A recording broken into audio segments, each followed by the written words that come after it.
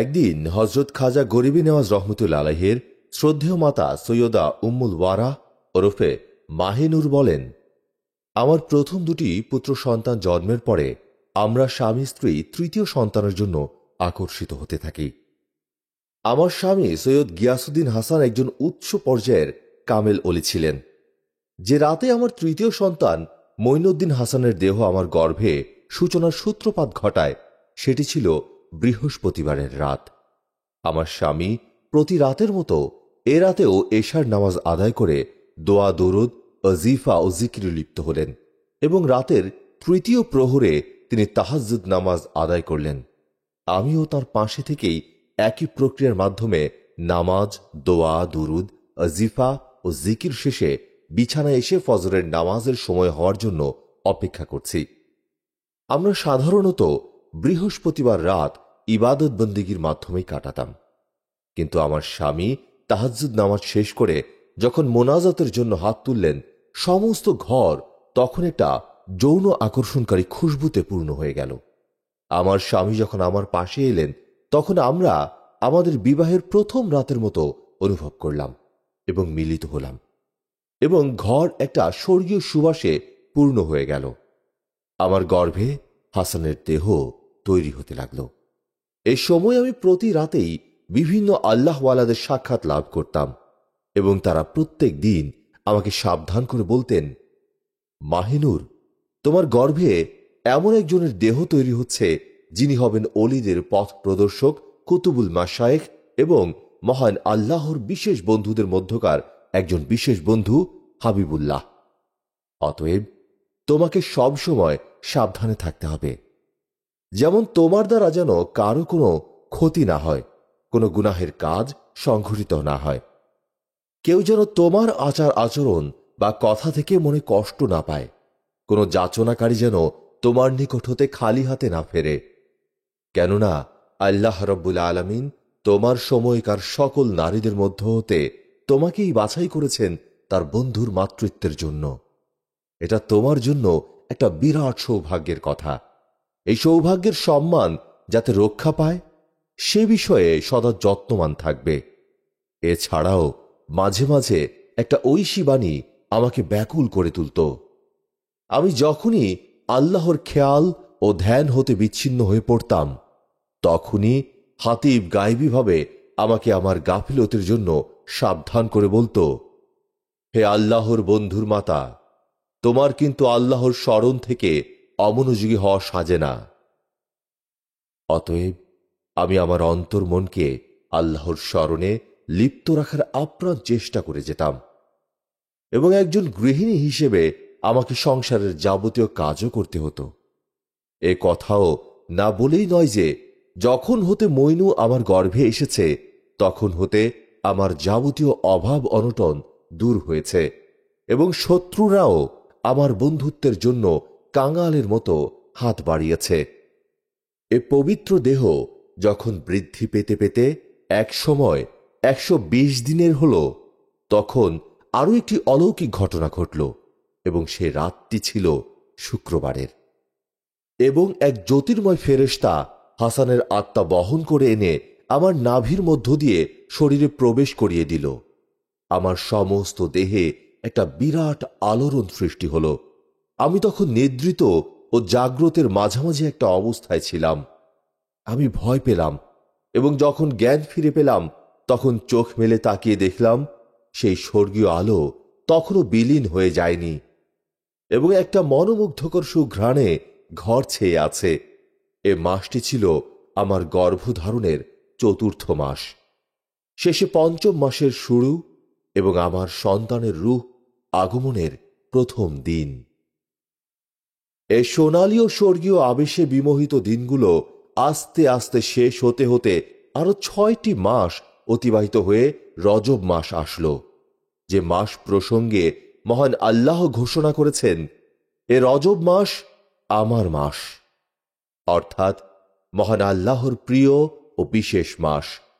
এবং এ রজব মাসেরই 14 তারিখে সোমবার রাতের ঘোর অন্ধকার অবসানের এবং দিনের আলো শুরু হওয়ার শুভ সূচনায় আমার সন্তান ভূমিষ্ঠ হল।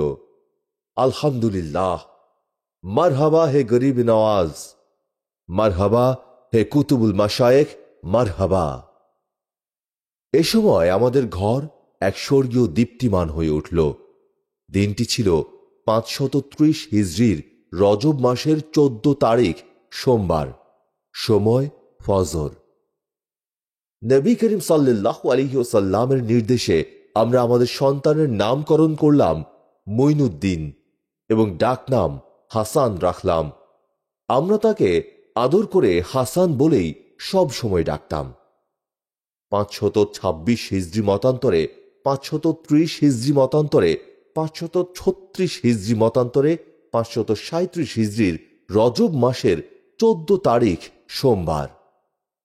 খাজা মঈনুদ্দিন চিশতি রহমতুল্লাহ আলাইহির জন্মকালের সময় প্রসঙ্গে তার শ্রদ্ধেয় আম্মা বলেন, ঘোর অমানিসা দূর হয়ে যখন দিনের আলোক রশ্মি ধরার বুককে আস্তে আস্তে আলোকিত করছিল, তখন আমি অনুভব করলাম আমার প্রসব সময় হাজির।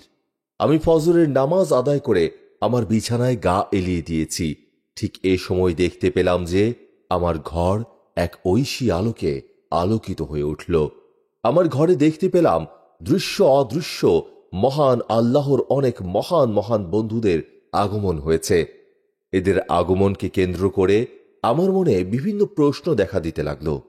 এমন সময় হাতিব আমার প্রশ্নের জবাবে বলেন, হে জননী, এখন আপনি যাকে প্রসব করবেন তিনি আল্লাহর বন্ধুরূপে সর্বত্র পরিচিতি লাভ করবেন। তাকে সালাম, অভিবাদন ও মোবারকবাদ জানাবার জন্যই এসব গৌস, কুতুব, অলি আবদাল ও দরবেশগণ এসেছেন।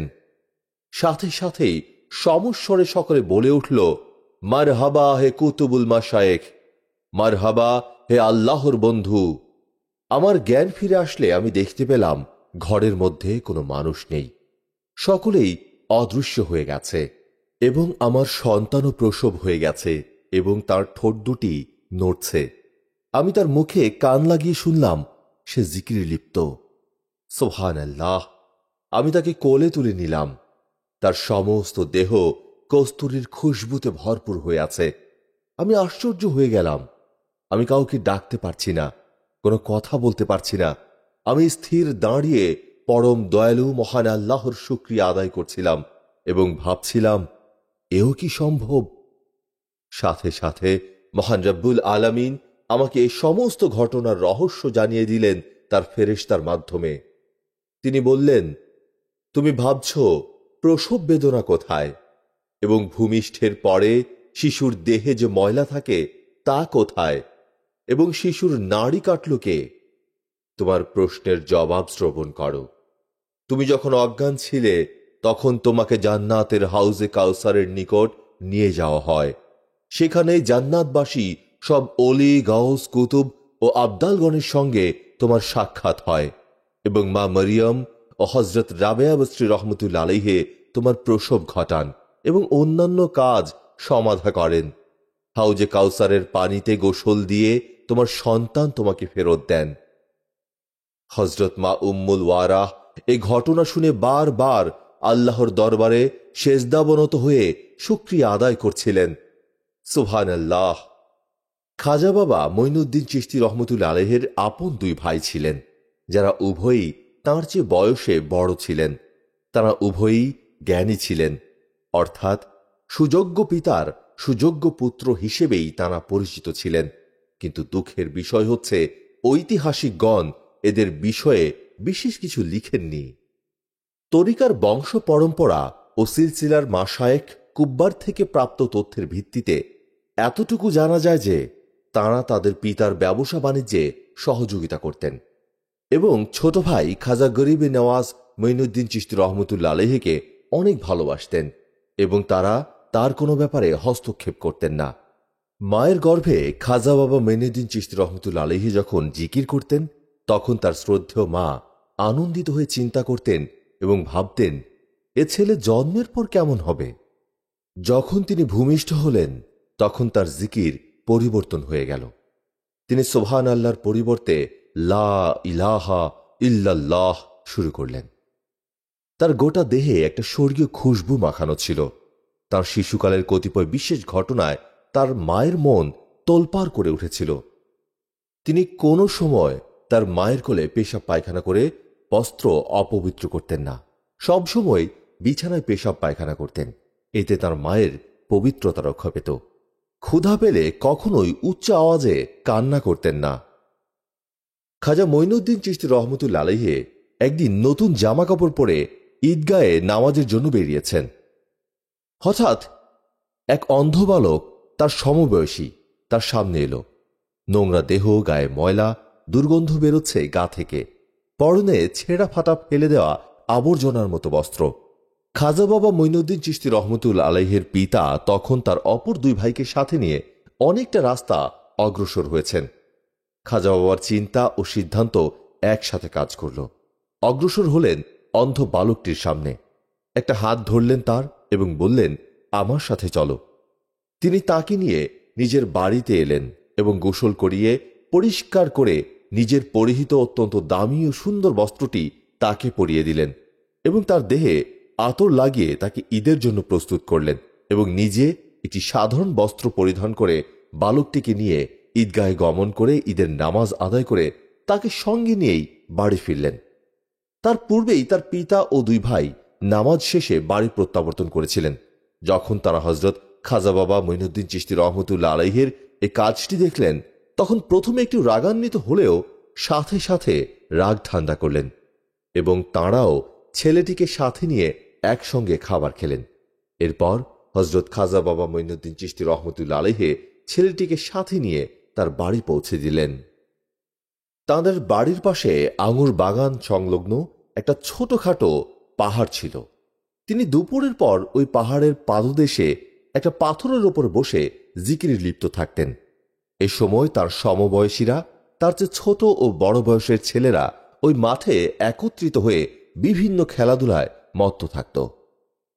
খাজা বাবা মঈনুদ্দিন চিশতি রহমতুল্লাহ আলাইহির সমবয়সীরা তাকে বারবার তাদের সঙ্গে খেলাধুলায় শরিক হওয়ার জন্য পিড়াপিড়ি করত। তিনি তাদের ভদ্র ও অতি কোমল স্বরে বলতেন, আসলে তোমাদের এসব আমার ভালো লাগে না। খাজা মঈনুদ্দিন চিশতি রহমতুল্লাহ আলাইহি তাদেরকে বললেন, আচ্ছা বলো তো, তোমরা এই খেলাধুলার মধ্যে কি মজা পাও? তারা বলতো, খেলাধুলার মাধ্যমে দেহের অঙ্গ প্রত্যঙ্গের ব্যায়াম হয়, যাতে করে দেহ সুস্থ থাকে।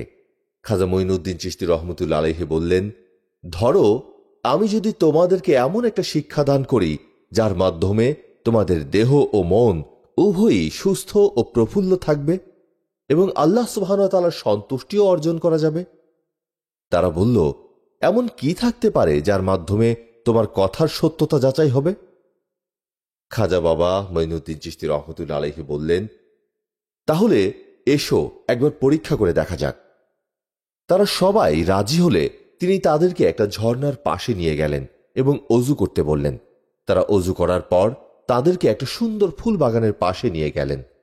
সেখানকার দৃশ্য ও পরিবেশ অনেক সুন্দর ও মনোরম। একদিকে পানির ঝর্ণা, অপরদিকে একটা মনোমুগ্ধকর ফুলের বাগান। গোলাপের সুগন্ধে স্থানটি মোহিত হয়ে আছে। তিনি তাদেরকে নিয়ে সামনে গোল হয়ে বসলেন এবং লা ইলাহা ইল্লাল্লাহর জিকির শিক্ষা দিয়ে জিকির আরম্ভ করলেন। কিছু সময়ের মধ্যে তাদের মধ্যে হালের সৃষ্টি হল এবং মস্তি হালতে সকলে দাঁড়িয়ে নাচতে লাগল। এ কি যে এক মনোরম দৃশ্য! এ কি বালকদের জিকিরের নাচন নাকি ফেরেশতাদের উল্লাস নৃত্য? কিছুক্ষণ পর তারা স্বাভাবিক অবস্থায় ফিরে এসে খাজা বাবা মঈনুদ্দিন চিশতিকে জড়িয়ে ধরলেন এবং জিজ্ঞেস করল, এ শিক্ষা কোথা থেকে পেলে? জবাবে খাজা বাবা মঈনুদ্দিন চিশতি রহমতুল্লাহ আলাইহি তাদেরকে জিজ্ঞেস করলেন, এ নতুন খেলাটি তোমাদের কেমন লাগলো? এবার তারা বলল, অভূতপূর্ব। তবে তুমি যা বলেছিলে তার চেয়ে অনেক অনেক বেশি তৃপ্তি পেয়েছি। তারা তার নাম ধরে বলল, হাসান, তোমার যদি আপত্তি না থাকে আমরা প্রতিদিন এ সময় এখানে একবার মিলিত হতে পারি। তিনি বললেন, আমি তো আমার অভ্যাসের ওপরেই আছি, তোমরা সঙ্গ দিলে আমি আরো বেশি খুশি হব। খাজা মঈনুদ্দিন চিশতি রহমতুল্লাহ আলাইহি 11 বছর বয়সে তাঁদের বাড়ির নিকটে একটি মাদ্রাসায় শিক্ষা অর্জনের জন্য ভর্তি হয়ে 3 বছর লেখাপড়া করেন। উক্ত মাদ্রাসায় যে জ্ঞান দেওয়া হতো তা তিনি শেষ করেন 3 বছরের মধ্যে। তার প্রধান শিক্ষক হেশাম উদ্দিন রহমতুল্লাহ আলাইহি বলেছেন, আমি মঈনুদ্দিনকে যা 3 বছর শিখিয়েছি অন্য ছাত্ররা তা 10 বছরেও শেষ করতে পারেনি। 14 বছর বয়স পর্যন্ত পিতা ও ভাইদের সাথে চাষাবাদের কাজে আত্মনিয়োগ করেন। যে বাগানটির তিনি পরিচর্যা করতেন সে বাগানটির ফসলের মান অতি উন্নত ছিল এবং আঙুরগুলো বড় ও টসটসে ছিল, যার কারণে তার বাগানের আঙুরের কদর ও চাহিদা ছিল বাজারে অনেক বেশি। খাজা মঈনুদ্দিন চিশতি বাল্যকালে তার পিতাকে হারান। শ্রদ্ধেয় পিতার শোক ভুলতে না ভুলতেই শ্রদ্ধা মাতাকেও হারালেন। তাকে এই বিরহ বেদনা অনেকটাই কাবু করে ফেলেছিল। তিনি এই শোক ভুলে থাকার জন্য তার আঙুর বাগানের কাজে বেশিরভাগ সময় ব্যয় করতেন। অনেক সময় পিতা ও স্নেহময়ী মাতার কথা মনে আসলে চোখের পানি ধরে রাখতে পারতেন না। তার ব্যথায় ব্যথিত হয়ে তার বাগানের আঙুর ও আপেলের গাছগুলোকেও মনে হতো সেগুলোও যেন কাঁদছে। খাজা মঈনুদ্দিন চিশতির সাথে তার বাগানে কাজ করার জন্য আব্দুল্লাহ নামের একজন কর্মচারী ছিল। সে বলতো, বৃক্ষগুলো নিশ্চয়ই অশ্রু বিসর্জন দিচ্ছে, না হলে আঙুরের ছড়া থেকে হঠাৎ করে একটা পড়ে যাওয়া এবং আপেল গাছ থেকে হঠাৎ করে একটি আপেল পড়ে যাওয়া অতি বিরল ঘটনা। খাজা মঈনুদ্দিন চিশতি রহমতুল্লাহ আলাইহি এভাবেই তার দিনগুলো অতিক্রম করছিল। মা বাবার বিচ্ছেদ বেদনা ভুলে থাকার জন্য তিনি তার দেহ মন প্রাণ সব ঢেলে দিয়েছিলেন বাগানের পরিচর্যার কাজে। এমনই দিনগুলোর একদিন মেঘলা দিনের মেঘগুলো পরিষ্কার হয়ে আকাশে আলো ছড়াচ্ছিল। এ আলো সাথী নিয়ে নবদিগন্তের এক বৃদ্ধ আবদাল আস্তে আস্তে অগ্রসর হচ্ছে তার বাগানের দিকে। নাম তার ইব্রাহিম কান্দুজি রহমতুল্লাহ আলাইহি। প্রেরিত হয়েছিলেন আল্লাহর রসুল, সব জগতের নূর ও পথ প্রদর্শক হজরত মোহাম্মদ সাল্লাল্লাহু আলাইহি সাল্লামের পক্ষ থেকে। খাজা মঈনুদ্দিন চিশতির আত্মা ও মনের আকাশ থেকে মেঘমুক্ত ও অন্ধকারের পর্দা ছিন্ন করার জন্য তিনি আস্তে আস্তে বাগানের ফটক পেরিয়ে সরাসরি বাগানের মধ্যখানে অবস্থিত পানির কূপের নিকট এসে দাঁড়ালেন। তখন খাজা মঈনুদ্দিন চিশতি একটি আঙুর গাছের গোড়ায় পানি ঢালছিলেন। হঠাৎ তাঁর দৃষ্টি হজরত ইব্রাহিম কান্দুজি রহমতুল্লাহ আলাইহির ওপর যাওয়া মাত্র তিনি দৌড়ে তার নিকট আসলেন এবং একটি সুশীতল বৃক্ষের ছায়াতলে তাকে বসালেন। হজরত ইব্রাহিম কান্দুজি তাকে জিজ্ঞেস করলেন, মঈন, কি করছিলে? জবাবে খাজা মঈনুদ্দিন চিশতি রহমতুল্লাহ আলাইহি বললেন, গাছে পানি দিচ্ছিলাম। তিনি বললেন, আমাকে এক গ্লাস পানি দেবে? খাজা মঈনুদ্দিন চিশতি তৎক্ষণাৎ একটা গ্লাস পরিষ্কার করে এক গ্লাস পানি ও সাথে সুপক্ক এক থোকা আঙুর এনে তার খেদমতে উপস্থাপন করলেন এবং তার সামনে বসে পড়লেন। হজরত ইব্রাহিম কান্দুজি রহমতুল্লাহ আলাইহি প্রথমে শুধু নবী করিম সাল্লাল্লাহু আলাইহি সাল্লামের আদেশ পালনের জন্যই এত দূর পথ অতিক্রম করে এসেছিলেন। এবার তার আশ্চর্য হওয়ার পালা। খাজা মঈনুদ্দিন চিশতির পেরেশানি মোবারকের দিকে দৃষ্টি পড়তেই তিনি চমকে উঠলেন। তিনি লাউহে মাহফুজে দেখতে পেলেন যে এ ছেলে আজ যে বাগানে পানি দিচ্ছে, কাল সে দুনিয়ার মানব বাগানে পানি দেবে, জনগণের রুহানি পিপাসা নিবৃত্ত করবে, লাখো লাখো সুলোকের পথের পথিককে চিরস্থায়িত্বের জীবন সুধা পান করাবে। যারা এর হাতের রুহানি শরবত পান করবে তারা ইশকে ইলাহিতে মত্ত ও দিয়ানা হয়ে থাকবে। এরই হাতে লক্ষ লক্ষ কাফের ও বেদিন ঈমান গ্রহণ করে মুসলমান হবে। যার পবিত্র হাতের ছোঁয়ায় ও পবিত্র মুখের বাণীতে পথহারারা পথ পাবে, দিশেহারারা সঠিক পথের দিশা পাবে। হঠাৎ করে তার দৃষ্টি লৌহে মাহফুজ থেকে হজরত খাজা মঈনুদ্দিন চিশতির দিকে আসলে তিনি দেখতে পেলেন তার পিতামাতার শোকের ছায়া তার অন্তর মনে প্রবেশ করে চলার পথের মাঝে প্রতিবন্ধকতা সৃষ্টি করেছে। খাজা মঈনুদ্দিন চিশতি তখন তার দিকে পলকবিহীন চেয়ে আছেন, মুখে তার মিষ্টি মধুর তৃপ্তির হাসি। হজরত ইব্রাহিম কান্দুজি বুঝতে পারলেন খাজা মঈনুদ্দিন চিশতির অন্তরের চলার পথে যে প্রতিবন্ধকতার দেয়াল খাড়া হয়েছে তা ভেঙে দেয়া। তিনি তার ঝোলা থেকে চিরঞ্জীব গাছের শিকড়ের একটি ছোট্ট অংশ বের করে নিজের মুখে পুরে দিলেন এবং একটু চিবিয়ে নিয়ে হজরত খাজা মঈনুদ্দিন চিশতির মুখে পুরে দিলেন এবং বললেন, এবার তোমার ভেতরের প্রতিবন্ধকতার প্রাচীর ভেঙে যাবে এবং তুমি তোমার চলার পথ চিনে নিয়ে চলতে পারবে। খাজা মঈনুদ্দিন চিশতি রহমতুল্লাহ আলাইহে শিকড়টি চিবিয়ে খাওয়ার সাথে সাথে তার অন্তর স্বচ্ছ হয়ে গেল। জগতের প্রেম এবং সব আবর্জনা দূর হয়ে গেল। হজরত ইব্রাহিম আবদাল কান্দুজি হজরত খাজা মঈনুদ্দিন চিশতি রহমতুল্লাহ আলাইহের নিকট থেকে বিদায় নিয়ে চলে যাবার সময় বললেন, তোমার নবজীবন শুভ হোক। খাজা মঈনুদ্দিন চিশতি রহমতুল্লাহ আলাইহে তাকে ফটক পর্যন্ত এগিয়ে দিয়ে আবার ফিরে আসলেন। এবার তার দেহ, মন ও অন্তরে এক বিপ্লব ঘটে গেল। তিনি একটি নতুন জীবন গ্রহণ করার জন্য নতুন পথে যাত্রার প্রস্তুতি নিলেন। রাতের অন্ধকার বিলীন হওয়ার সাথে সাথে সূর্যের আলোতে একটি নতুন দিবসের সূচনা হল।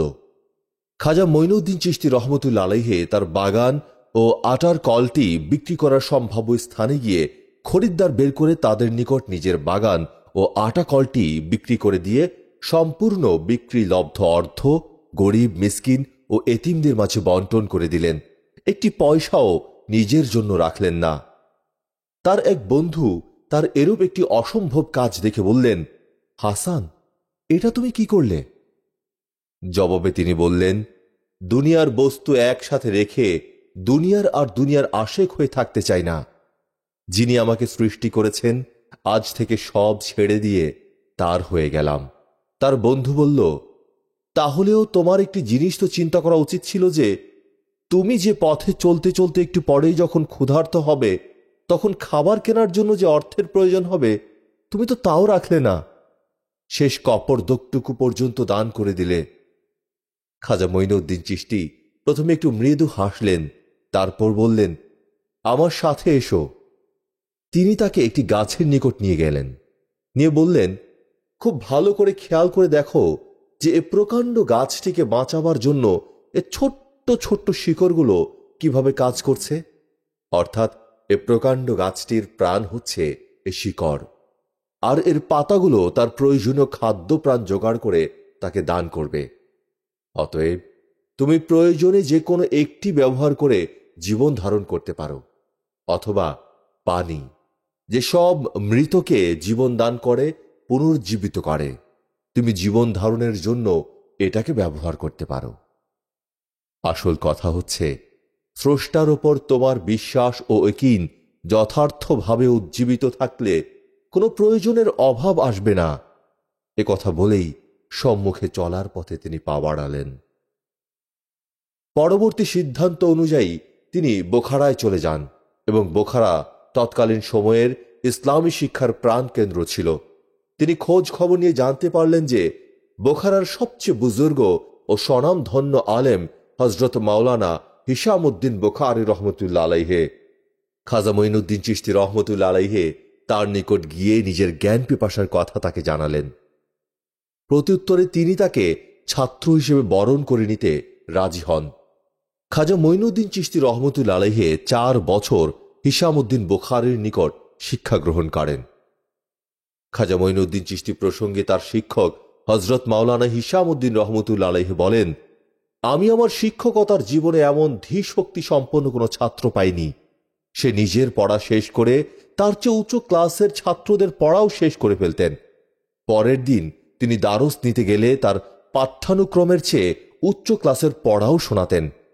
তার শ্রদ্ধেয় শিক্ষক বলতেন, এ বালক কোনো সাধারণ পর্যায়ের নয়, এর মধ্যে ঐশ্বরিক শক্তি বিদ্যমান রয়েছে। তিনি আরও বলেন যে মঈন তার অমায়িক ও মধুর ব্যবহার দ্বারা মাদ্রাসার সকল শিক্ষক ও ছাত্রদের মন এভাবে জয় করেছিল যে সে চোখের আড়াল হলেই তার খোঁজ পড়ত। তার সর্বশেষ কথা হল, অন্য ছাত্ররা যে পাঠ্যক্রম 10 বছরে শেষ করতে পারে না, খাজা মঈনুদ্দিন সে পাঠ্যক্রম 4 বছরে শেষ করেছে। সুবহানাল্লাহ। বুখারা ও সমরকান্দ থেকে শিক্ষা সফর শেষ করে হজরত খাজা মঈনুদ্দিন চিশতি রহমতুল্লাহ আলাইহি ইরাকে গমন করেন। ইরাকে তিনি খুব কম সময়ে অতিবাহিত করেন। ইরাকের রাজধানী বাগদাদে পৌঁছলে সেখানে তিনি বুজুর্গদের খোঁজ নিলে তারা বলল যে এখানে হজরত মহিউদ্দিন আব্দুল কাদের জিলানির খানকা শরীফ রয়েছে, আপনি ইচ্ছা করলে সাক্ষাৎ করতে পারেন। অনেক বড় বুজুর্গ তিনি। তার স্মরণ হল, তার মায়ের মৃত্যুর পূর্বে একদিন তিনি বুজুর্গদের প্রসঙ্গে আলোচনাকালে বলেছিলেন, আব্দুল কাদের জিলানি রহমতুল্লাহ নামে একজন বুজুর্গ রয়েছে, সে তোমার পিতার দিক থেকে সম্পর্কে তোমার মামা হন, আর তোমার আম্মার দিক থেকে তিনি তোমার ভাই হন।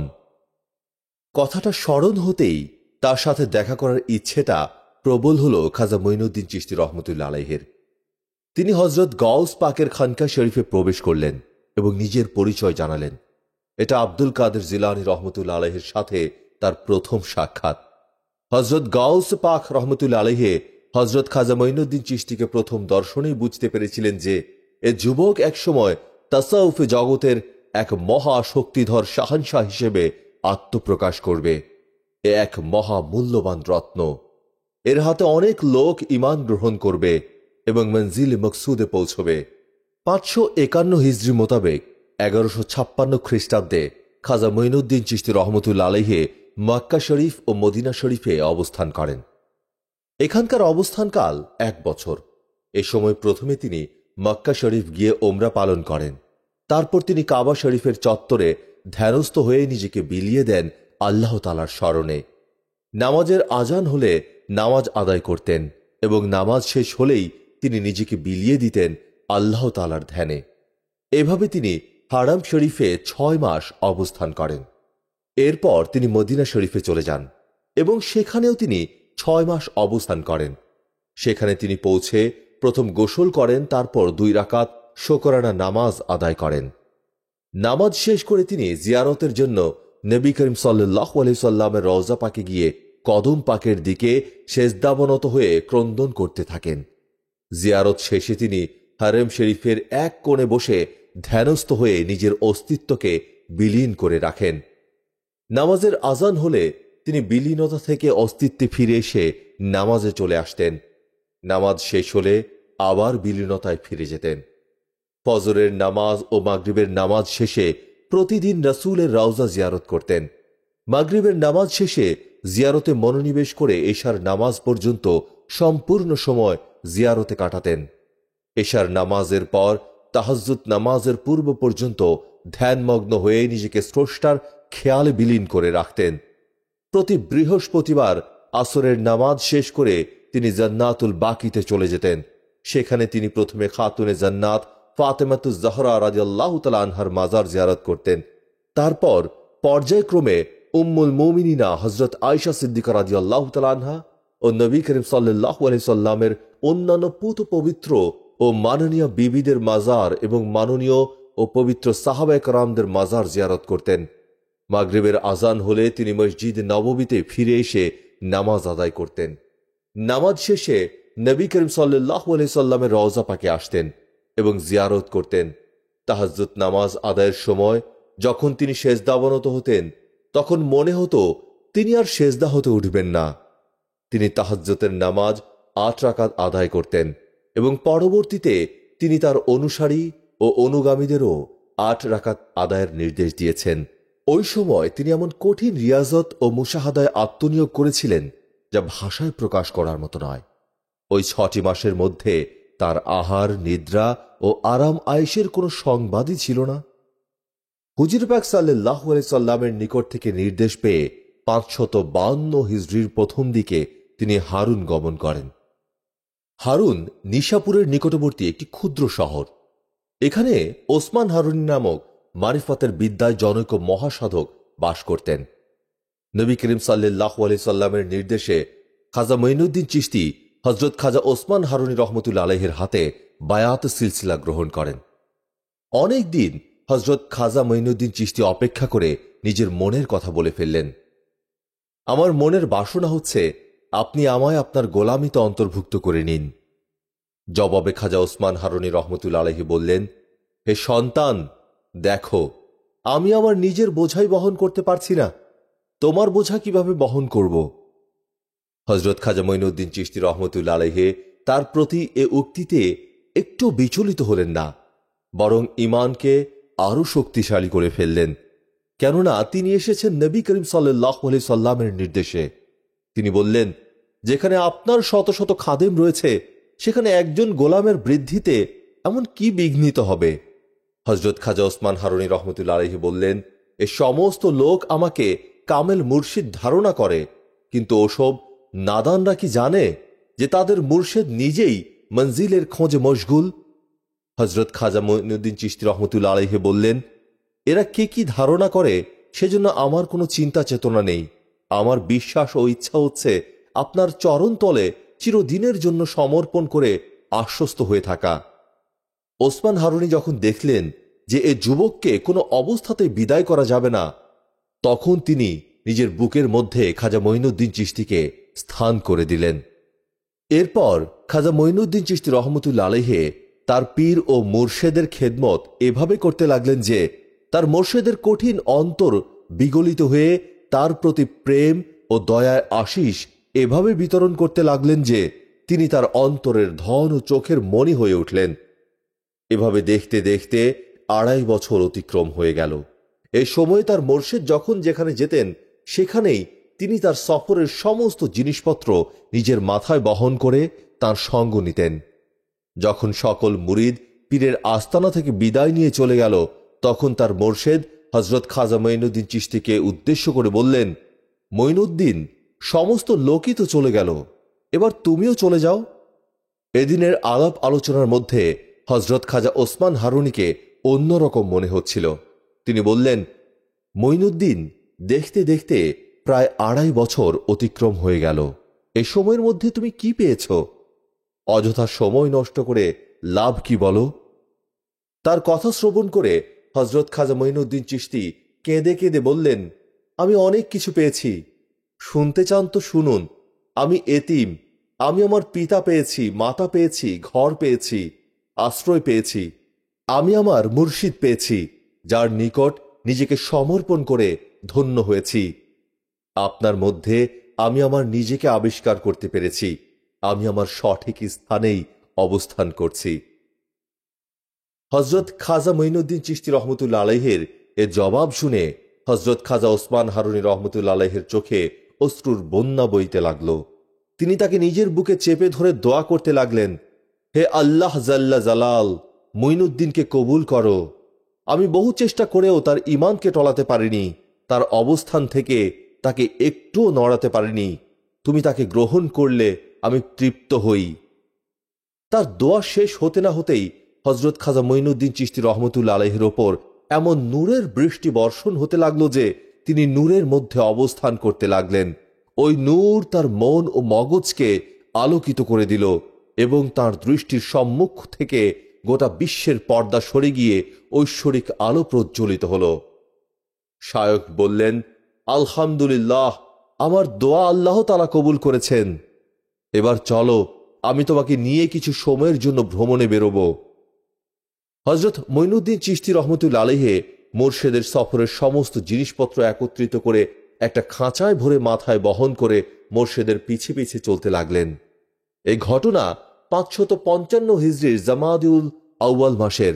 এ সময় হজরত খাজা মঈনুদ্দিন চিশতির বয়স 24 বছর 11 মাস। ভ্রমণের যাত্রা মক্কা মোকাররমায় হারাম শরীফে গিয়ে থামল। উভয়ে তাদের জিনিসপত্র রেখে প্রথমে জমজম কূপের পানি দিয়ে গোসল করলেন। তারপর 2 রাকাত কৃতজ্ঞতা প্রকাশের সালাত আদায় করে খানে কাবা অর্থাৎ কাবা শরীফ তাওয়াফ করতে লাগলেন। তাওয়াফ 7 বার শেষ হয়ে যাওয়ার পর হাজরে আসওয়াদ বরাবর দাঁড়ালেন এবং হজরত খাজা ওসমান হারুনি রহমতুল্লাহ আলাইহি খাজা মঈনুদ্দিন চিশতির ডান হাত আকাশের দিকে তুলে বললেন, হে আল্লাহ, তুমি আমার মঈনকে কবুল করো। সাথে সাথে এক গুরুগম্ভীর স্বরে আওয়াজ এলো, আমি তোমার মঈনকে কবুল করলাম। সুবহানাল্লাহ ওয়ালহামদুলিল্লাহ। খাজা মঈনুদ্দিন চিশতির মুর্শেদ ওসমান হারুনি আনন্দিত ও পুলকিত হলেন এবং খাজা মঈনুদ্দিন চিশতিকে বুকের মধ্যে জড়িয়ে ধরে কাঁদতে লাগলেন। তারপর বললেন, বাবা মুইন, এবার অগ্রসর হও, আমরা সাফা মারোয়া দৌড়ানোর কাজটি শেষ করে আসি। উভয়ে সাফা ও মারোয়া পাহাড়ের এক প্রান্ত থেকে অন্য প্রান্ত 7 বার দৌড়ে এসে পুনরায় 2 রাকাত কৃতজ্ঞতা প্রকাশের সালাত আদায় করে আল্লাহ সুবহানাহু ওয়া তাআলার নিকট অশেষ ও অগণিত শুকরিয়া আদায় করে কাবা ঘরের চত্বর ছেড়ে আহার ও বিশ্রামের জন্য আসলেন। এখানে কিছুদিন অবস্থানের পর তাঁরা মদিনা শরীফের দিকে যাত্রা করলেন। মদিনার রাস্তায় যাত্রা শুরু করে পদব্রজে তারা 400 কিলোমিটার পথ অতিক্রম করে মদিনা শরীফে পৌঁছান। এখানে তারা প্রথমে গোসল করে মসজিদে নববীতে 2 রাকাত কৃতজ্ঞতা প্রকাশের সালাত আদায় করে নবী করিম সাল্লাল্লাহু আলাইহি সাল্লামের রওজা আতহারে গমন করে কদম মোবারকের দিকে দাঁড়িয়ে প্রথমে হযরত খাজা ওসমান হারুনী রহমতুল্লাহ আলাইহি সালাম পেশ করলেন, কিন্তু হযরত খাজা মঈনুদ্দিন চিশতি রহমতুল্লাহ আলাইহি সালাম দিলেন না। এই বিষয়টি তার মুর্শেদের দৃষ্টিগোচর হওয়ায় তিনি বললেন, মঈন, তুমি হুজুরকে সালাম দিলে না? জবাবে খাজা মঈনুদ্দিন চিশতি রহমতুল্লাহ আলাইহি বললেন, হুজুর, মঈনের মধ্যে মঈন আছে, কোথায় সে সালাম পেশ করবে? আমি তো আমার নিজেকে আপনার কদমে সমর্পণ করেছি, এখন আপনি যদি আদেশ করেন তো সালাম দেব। তার পীরের প্রতি এ শ্রদ্ধাবোধ খাজা ওসমান হারুনীকে হতবাক করে তুলল। তিনি ভাবাবেগে কেঁদে ফেললেন এবং সালাম দেওয়ার জন্য নির্দেশ দিলেন। খাজা মঈনুদ্দিন চিশতি রহমতুল্লাহ আলাইহির নির্দেশ পেয়ে বললেন, আসসালামু আলাইকা ইয়া রাসূলুল্লাহ সাল্লাল্লাহু আলাইহি ওয়াসাল্লাম। সাথে সাথে রওজা আতহার থেকে জবাব এলো, ওয়া আলাইকুম আসসালাম ইয়া কুতুবুল মাশায়েখ, অর্থাৎ মাশায়েখদের পথ প্রদর্শক, আপনার প্রতি শান্তি বর্ষিত হোক। সুবহানাল্লাহ। এরপর উভয়ে নবী করিম সাল্লাল্লাহু আলাইহি সাল্লামের কদম পাকে তাজিমি বা সম্মানসূচক সিজদা দিলেন এবং দীর্ঘ সময় ওই অবস্থায় পড়ে রইলেন। তারপর একদিন ওসমান হারুনী খাজা মঈনুদ্দিন চিশতিকে ডেকে বললেন, বাবা মঈন, এখনো তোমার ভ্রমণ শেষ হয়নি। তুমি আল্লাহ তাআলার সৃষ্ট জীব ও বস্তুকে পরিপূর্ণভাবে জানার জন্য জ্ঞান আহরণে বেরিয়ে পড়ো। আমি তোমার জন্য অপেক্ষা করব। তুমি ফিরে এসে আমাকে বাগদাদে পাবে। মুর্শিদের নির্দেশ পেয়ে হযরত খাজা মঈনুদ্দিন চিশতি রহমতুল্লাহ আলাইহি ভ্রমণে বেরিয়ে পড়লেন। বিভিন্ন দেশ ভ্রমণ শেষে খাজা মঈনুদ্দিন চিশতি রহমতুল্লাহ আলাইহি বাগদাদে প্রত্যাবর্তন করে যখন দেখলেন তার মোর্শেদ খাজা ওসমান হারুনী বাগদাদে নেই, বরং তাঁর খোঁজে বেরিয়েছেন, তখন তিনিও আবার খাজা ওসমান হারুনীর খোঁজে বাগদাদ ছেড়ে দেওয়ার জন্য চিন্তা করতে লাগলেন। দূরে যাওয়ার আগে তিনি দ্বিতীয়বার গাউস পাক রহমতুল্লাহ আলাইহির সাথে দেখা করার বাসনা নিয়ে কসবা হবল গেলেন। কসবা হবল হচ্ছে বাগদাদের প্রান্তে একটি ছোট্ট গ্রাম। এই সময় হযরত খাজা মঈনুদ্দিন চিশতি রহমতুল্লাহ আলাইহির বয়স ছিল 29 বছর। হযরত গাউস পাক রহমতুল্লাহ আলাইহি হযরত খাজা বাবা রহমতুল্লাহ আলাইহিকে দেখে অনেক আনন্দিত হলেন এবং ভালোবাসা ও স্নেহের পরশ দিয়ে কোলাকুলি করলেন এবং অত্যন্ত মহব্বতের সাথে তাকে মেহমান হিসেবে গ্রহণ করলেন। তিনি তাকে এক বিশেষ মেহমানের আসনে স্থান দেন এবং শুধু খাদেমদের উপর ভরসা না করে নিজে তার দেখাশোনা করেন। কিন্তু হযরত খাজা মঈনুদ্দিন চিশতি রহমতুল্লাহ আলাইহি ওই দিনই ওই স্থান ছাড়ার জন্য প্রস্তুত হলেন। এ কথা জানতে পেরে হযরত গাউসে পাক রহমতুল্লাহ আলাইহি নিজে মেহমানখানায় এসে জিজ্ঞেস করলেন, ভাই মঈন, তুমি নাকি চলে যাচ্ছ? হযরত খাজা মঈনুদ্দিন চিশতি রহমতুল্লাহ আলাইহি বললেন, আমার মন মুর্শিদ কিবলার জন্য ব্যাকুল হয়ে আছে, আমি তার খোঁজে বেরোব। মঈন, আজকের রাতটা অবস্থান করো। তারপর রাত্রি দ্বীপ্রহরের পর হযরত গাউসে পাক রহমতুল্লাহ আলাইহি হযরত খাজা মঈনুদ্দিন চিশতি রহমতুল্লাহ আলাইহির কামরার সামনে দাঁড়িয়ে বললেন, মঈন, ভিতরে আসব? উত্তরে হযরত খাজা মঈনুদ্দিন চিশতি রহমতুল্লাহ আলাইহি দাঁড়িয়ে জবাব দিলেন, হুজুর, আপনি ভেতরে আসবেন এতে অনুমতির কোনো দরকার আছে কি? দয়া করে প্রবেশ করুন। হযরত গাউসে পাক রহমতুল্লাহ আলাইহি ভেতরে গেলেন এবং হযরত খাজা মঈনুদ্দিন চিশতি রহমতুল্লাহ আলাইহিকে বসতে বললেন। উভয়ে বসে কিছুক্ষণ আলাপ আলোচনার পর হযরত গাউসে পাক বললেন, কাল সকালে তোমার সাথে হয়তো দেখা হবে না, তুমি চলে যাবে এবং এরপর হয়তো আর কোনো দিনও দেখা হবে না, তাই দেখা করতে এলাম। খাজা মঈনুদ্দিন চিশতি রহমতুল্লাহ আলাইহি খাজা গাউসে আজম রহমতুল্লাহ আলাইহির কথা শুনে প্রথমে একটু চমকে গেলেন, তারপর বিষয়টি বুঝতে পেরে তিনি চুপ করে গেলেন। এরপর হযরত গাউসে পাক রহমতুল্লাহ আলাইহি তাকে বললেন, আমাদের সাক্ষাৎকে স্মরণে রাখার জন্য আমরা কিছু করতে পারি কি? খাজা মঈনুদ্দিন চিশতি রহমতুল্লাহ আলাইহি বললেন, হুজুর, আমি শিক্ষানবিশ এক অখ্যাত যুবক, আপনি বুজুর্গ ও মহামান্য। আমার কি ক্ষমতা আছে যে আপনাকে কিছু দিয়ে এই সময়টাকে স্মরণে রাখি? তারপরও যেহেতু আপনার একটি ইচ্ছা আছে এবং সেই ইচ্ছার প্রতি শ্রদ্ধাবনত হয়ে আমি একথা বলতে পারি যে আমি যখন মদিনা শরীফে নবী করিম সাল্লাল্লাহু আলাইহি সাল্লামের রওজা আতহারে সেজদাবনত ছিলাম, তখন তিনি আমাকে একটি ইসমে আজম করুণা করে দান করেন। আমি আপনাকে সেই ইসমে আজমটি হাদিয়া স্বরূপ নজরানা দিচ্ছি। কথা বলেই তিনি ইসমে আজমটি লিখে তার পবিত্র হাতে তুলে দিলেন। হযরত গাউসে পাক রহমতুল্লাহ আলাইহি সানন্দে কবুল করলেন এবং বললেন, ইসমে আজমের বদলে ইসমে আজমই হওয়া উচিত। তিনিও একটি ইসমে আজম লিখে হযরত খাজা মঈনুদ্দিন চিশতি রহমতুল্লাহ আলাইহিকে তোহফা স্বরূপ দিয়ে বললেন, এটা আমার কষ্টার্জিত ধন, তুমি গ্রহণ করলে আমি আনন্দিত হব। খাজা মঈনুদ্দিন চিশতি রহমতুল্লাহ আলাইহি সানন্দে ইসমে আজমটি গ্রহণ করে বিশেষ সময়টাকে বিশেষভাবে স্মরণ করে রাখলেন। তাহাজ্জুদের সময় হলে উভয়ের নিকট থেকে বিদায় নিলেন। ফজরের নামাজ শেষ করে হযরত খাজা মঈনুদ্দিন চিশতি রহমতুল্লাহ আলাইহি বাগদাদ ছেড়ে চলে গেলেন। তারপর তিনি বিভিন্ন দেশ, বিভিন্ন পথ ভ্রমণ করে গজনিতে এসে পৌঁছালেন। এখানে পৌঁছে তিনি গায়েবী হেদায়েতের জন্য অপেক্ষা করছিলেন। শেষ পর্যন্ত তার জীবনের সোনালী মুহূর্তগুলোর আগমন ঘটল।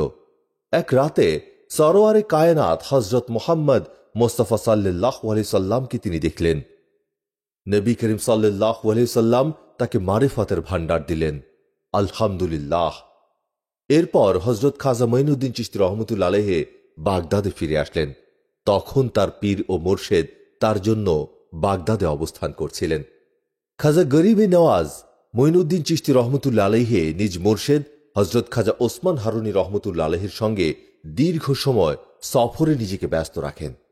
ভ্রমণকালীন সময়ে তিনি সর্বদা তার মুর্শেদের খেদমতে লিপ্ত ছিলেন। তিনি পীরের খেদমতকে সর্বশ্রেষ্ঠ কাজ হিসেবে গণ্য করতেন।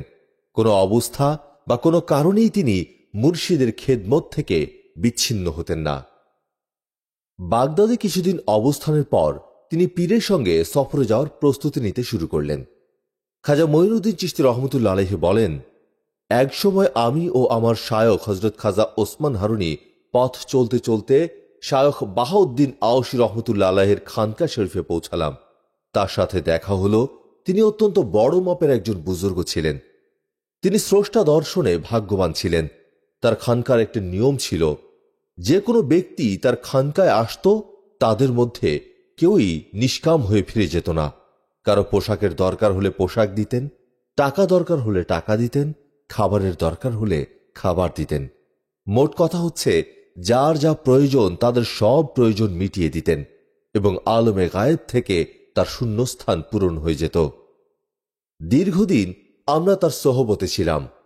শায়খ বাহাউদ্দিন আওসী রহমতুল্লাহ আলাইহি আমাকে বললেন, হে দরবেশ, যা কিছু তুমি পাবে তা আল্লাহর রাস্তায় ব্যয় করে দেবে, ধন দৌলত জমা করবে না এবং আল্লাহর বান্দাদেরকে খাওয়াবে। তাতে তোমার ও স্রষ্টার মধ্যে বন্ধুত্বের রশি মজবুত হবে। এরপর আমরা বদখশানে রওনা হতে আরম্ভ করলাম। যখন হযরত খাজা গরিবে নওয়াজ রহমতুল্লাহ আলাইহি তার মুর্শিদ হযরত খাজা ওসমান হারুনী ও আওসে যখন পৌঁছলেন, তখন সমস্ত শহরে তাদের আগমনের কথা ছড়িয়ে পড়ল। বিভিন্ন স্থান থেকে দলে দলে বিভিন্ন লোক দোয়া খায়েরের জন্য আসতে লাগল এবং দোয়া নিয়ে সকলেই চলে যাচ্ছিল। এর মধ্যে হযরত খাজা কুতুবউদ্দিন বখতিয়ার কাকির আম্মা তার সন্তানকে হযরত খাজা মঈনুদ্দিন চিশতি রহমতুল্লাহ আলাইহির নিকট এনে বললেন, এ আমার ছেলে কুতুবউদ্দিন বখতিয়ার, আজ তার বয়স 4 বছর 4 মাস 4 দিন। আপনি দয়া করে একে বিসমিল্লাহ খানি করান, অর্থাৎ বিসমিল্লাহ পড়ান। তার আম্মা তার জন্য একটি সিলেট নিয়ে হযরত খাজা মঈনুদ্দিন চিশতির হাতে ধরিয়ে দিলেন। তিনি সিলেটটি হাতে নিয়ে লিখতে চাইলেন, কিন্তু গায়েবী আওয়াজ ভেসে আসলো, হে খাজা, তুমি একটু অপেক্ষা করো, হামিদউদ্দিন নাগরী আসছে, সে আমার কুতুবের তখতি লিখবেন। কিছুক্ষণের মধ্যেই তিনি এসে পড়লেন এবং কুতুবউদ্দিন বখতিয়ার কাকির তখতি লিখে দিলেন। সময়কাল 582 হিজরি, 1186 খ্রিস্টাব্দ। হযরত খাজা গরিবে নওয়াজ রহমতুল্লাহ আলাইহি তার পীর ও মুর্শিদের প্রতি অশেষ ভালোবাসা ও মোহব্বত রাখতেন।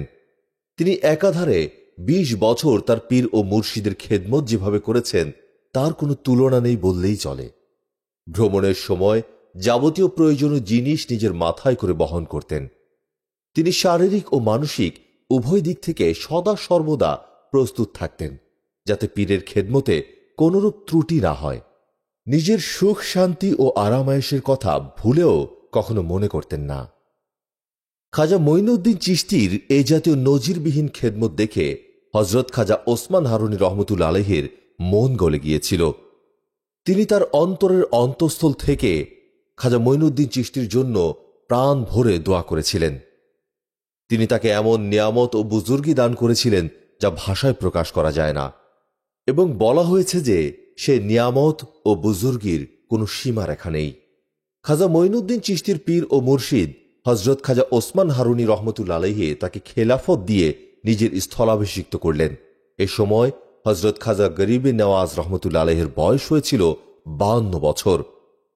খেলাফতের পাশাপাশি সিলসিলা থেকে সিলসিলার ধারাবাহিকতার নিয়ম ও আইন অনুসারে সিলসিলা বা তরিকার আমানত নবী করিম সাল্লাল্লাহু আলাইহি সাল্লাম থেকে প্রাপ্ত দরবেশি খিরকা, যা মেরাজের সময় আল্লাহ তাআলার দরবার থেকে প্রাপ্ত হয়ে হযরত আলী কারামাল্লাহকে দিয়েছিলেন, এবং তিনি দান করেছিলেন হযরত খাজা হাসান বসরি রহমতুল্লাহ আলাইহিকে, এবং তিনি হযরত খাজা আব্দুল ওয়াহিদ বিন জায়েদ রহমতুল্লাহ আলাইহিকে, এবং তিনি দিয়েছিলেন হযরত খাজা ফুজাইল বিন আজ রহমতুল্লাহ আলাইহিকে, এবং তিনি দিয়েছিলেন হযরত খাজা ইব্রাহিম বিন আদহাম রহমতুল্লাহ আলাইহিকে, এবং তিনি দান করেছিলেন হযরত খাজা হুজাইফা মার আসি রহমতুল্লাহ আলাইহিকে, এবং তিনি দিয়েছিলেন হুবায়রাতুল বসরি রহমতুল্লাহ আলাইহিকে, এবং তিনি দিয়েছিলেন হযরত খাজা মুমসাদ উলবি দিনুরি রহমতুল্লাহ আলাইহিকে, এবং তিনি দিয়েছিলেন হযরত খাজা আবু ইসহাক শায়ক চিশতি রহমতুল্লাহ আলাইহিকে, এবং তিনি দান করেছিলেন আবু আহমদ আবদাল চিশতি রহমতুল্লাহ আলাইহিকে, এবং তিনি দান করেছিলেন আবু মোহাম্মদ চিশতি রহমতুল্লাহ আলাইহিকে, এবং তিনি দান করেছিলেন হযরত খাজা নসরুদ্দিন আবু ইউসুফ চিশতি রহমতুল্লাহ আলাইহিকে, এবং তিনি দান করেছিলেন হযরত খাজা কুতুবুদ্দিন মওদুদ চিশতি রহমতুল্লাহ আলাইহিকে, এবং তিনি দান করেছিলেন হাজী শরীফ জিন্দানি রহমতুল্লাহ আলাইহিকে, এবং তিনি দান করেছিলেন হযরত খাজা ওসমান হারুনী রহমতুল্লাহ আলাইহিকে, এবং তিনি দান করলেন হযরত খাজা গরিবে নওয়াজ মঈনুদ্দিন হাসান চিশতি রহমতুল্লাহ আলাইহিকে। খাজা গরিবে নওয়াজ মঈনুদ্দিন চিশতি রহমতুল্লাহ আলাইহিকে তার পীর ও মুর্শিদ হযরত খাজা ওসমান হারুনী রহমতুল্লাহ আলাইহি খেলাফত দান করেন। আলহামদুলিল্লাহ।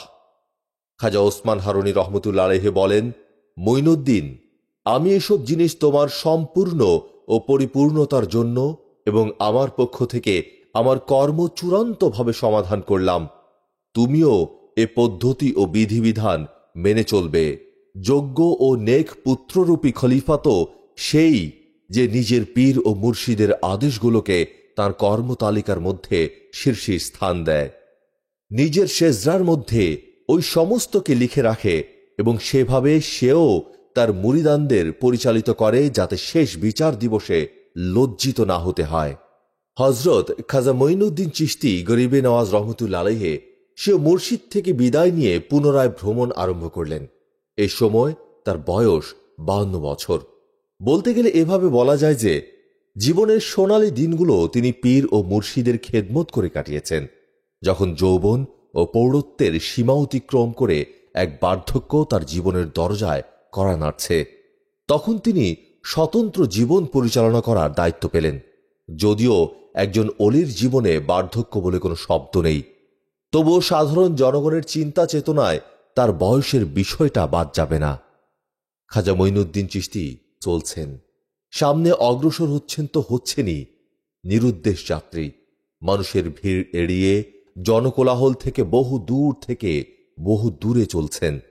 তিনি যাত্রা বিরতি করতেন কোনো কবরস্থানে, পরিচিত কোনো মানুষের সামনে তিনি পড়তে চান না। যদি কোথাও কোনোভাবে তার অবস্থানের কথা মানুষ জেনে ফেলত, তাহলে তিনি সেই স্থান ছেড়ে অন্যত্র চলে যেতেন, এবং এই কাজটি তিনি এভাবে করতেন যে কাকপক্ষেও টের পেত না। তার এ একাকী সফরে তিনি বহু স্থান অতিক্রম করেছেন। হযরত খাজা গরিবে নওয়াজ মঈনুদ্দিন হাসান চিশতি সঞ্জরি রহমতুল্লাহ আলাইহির বেসাল মোবারকের সন নিয়ে ঐতিহাসিকদের মধ্যে অনেক গড়মিল রয়েছে, কিন্তু অধিক সংখ্যক ঐতিহাসিক ও নির্ভরযোগ্য ব্যক্তিদের অভিমত অনুযায়ী 632 হিজরি বর্ণিত হওয়ায় আমরা এ সনটিকেই গ্রহণ করলাম। যে মাসটিতে তিনি দুনিয়া ছেড়েছেন সে মাসের নাম রজব মাস। যে বার ও সময়ে তিনি স্রষ্টার সাথে চিরস্থায়ী মিলনে মিলিত হন, সে বারটি ছিল বৃহস্পতিবার, ও সময় দিবাগত রাতের সুবেহ সাদেকের সময়, অর্থাৎ শুক্রবার দিনের ফজরের শুরুতে। আর তারিখটি ছিল 6 এবং মাসটি ছিল রজব। বারের বিষয়ে শুধু একজন ব্যতীত 40 থেকে 42 জন ঐতিহাসিক বলেছেন, বৃহস্পতিবার রাতের শেষে সুবে সাদেক অর্থাৎ শুক্রবার দিন ফজরের শুরুতে তিনি তার নশ্বর দেহ ছেড়ে যান। তার পবিত্র কবর সাধারণ কবরের চেয়ে চওড়ায় ও গভীরতায় অধিক করা হয়েছিল। কবরের গভীরতা এভাবে করা হয়েছিল যাতে নামাজের জন্য তিনি দাঁড়ালে তার পবিত্র মাথা ওপরে ঠেকে না যায়, এবং সেজদার জন্য যতটুকু জায়গা সামনে প্রয়োজন ততটুকু চওড়া করা হয়েছিল।